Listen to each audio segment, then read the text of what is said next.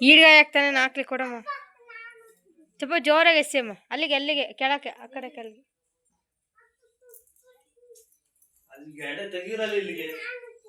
ಕೊಡಮ್ಮ ಜೋರಾಗಿ ಎಸಿ ಪಾಪ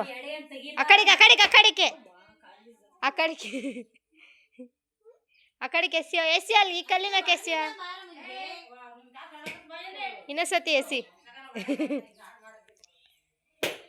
ಇನ್ನೊಂದ್ಸತಿ ಎಸಿ